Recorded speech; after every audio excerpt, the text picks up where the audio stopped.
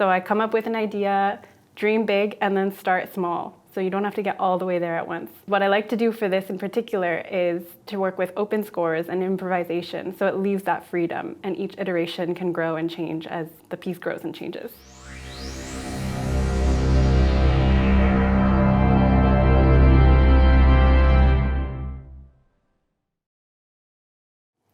Hello, I'm Kim Farris-Manning. This is Organist Launchpad, and today I'm talking about visuals and storytelling with the organ.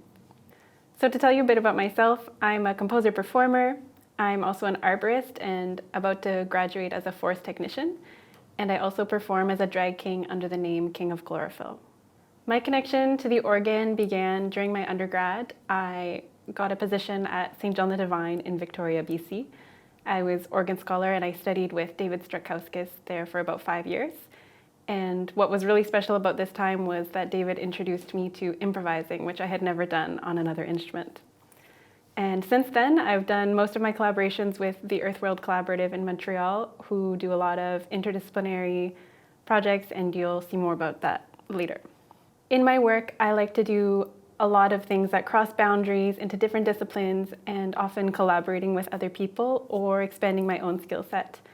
And this is usually around color and texture, shape and energy and design, which are all things that I find really powerful in sound, in movement, and in visuals.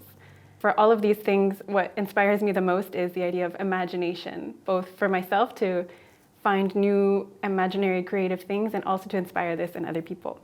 Why organ plus other things? Why not just organ sound? I think that in particular, storytelling and visuals have a lot to offer, especially in bringing the organ into a contemporary context and to different publics. And so most of this presentation will be to talk about my own projects, and then also, if this is something that interests you, how you may want to incorporate it into your practice. And I just wanted to point out that some of this you may be already doing in your day-to-day. So especially for a lot of organists who work in a liturgical setting, you may already be dealing with texts and different types of storytelling. And this might be with vocal accompaniment or with improvisations throughout a service. And I think there's a lot of programmatic and orchestral textures that the organ can bring, especially through registration, to enhance and accompany a story. What I like especially about stories is that stories culturally and historically bring us together. It's something that's really easy for people to connect to. So if someone's not so familiar with the organ, this might be a good bridge for them to get interested in the instrument. I think the organ is already such a big and physical and visual instrument. It takes up such a big, important space, and it's very multi-sensorial. It engages with lots of parts of your being. And so I think we can play with this quite a bit. One thing that I like to remember when engaging with these maybe newer or different ways of sort of bringing different elements together is to give keys or cues for the audience. So if someone is less familiar with a mode of artistic expression, then to make those little points of support so that they can grasp and enter into it with a bit of background. So today I'll be talking about a few examples of my work. The first method that I would like to talk about is in one of my pieces called Map Gest.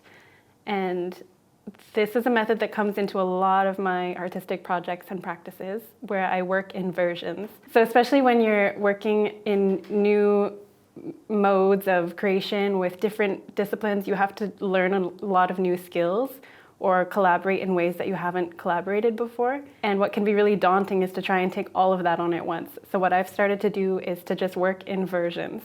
So I come up with an idea, dream big, and then start small. So you don't have to get all the way there at once. What I like to do for this in particular is to work with open scores and improvisation, so it leaves that freedom, and each iteration can grow and change as the piece grows and changes. And what I like about these graphic or open scores is that it gives the performer also some artistic license, and so you're really collaborating together. You have these new discoveries.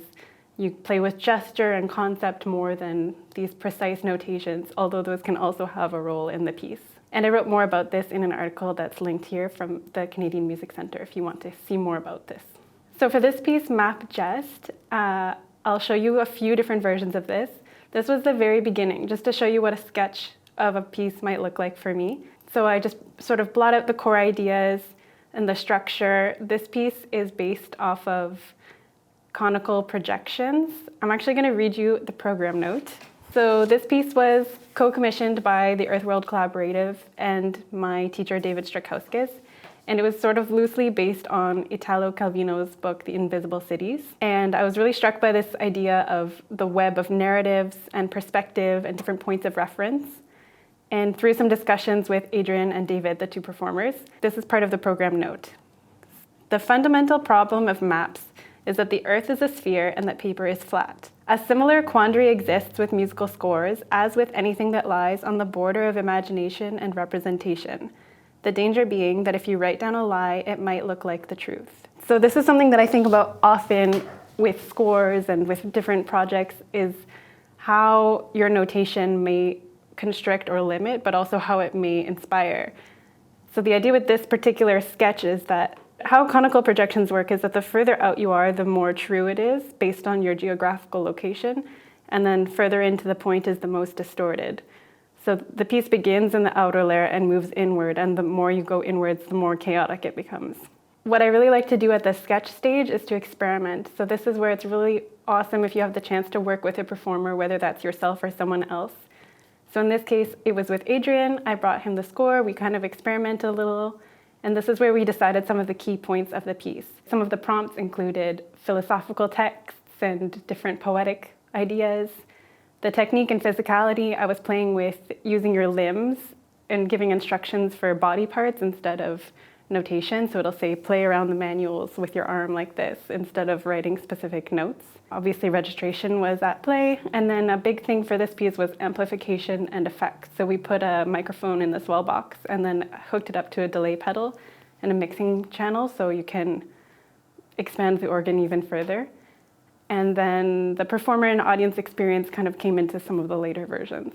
So version 1 was the first performed version of this piece. So it's a paper score with a push pin in the middle. The performer can rotate the circles.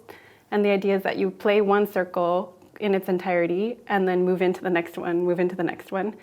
And you'll see near the end there are some clear papers that they can go over top of each other. So this is when it's getting more distorted.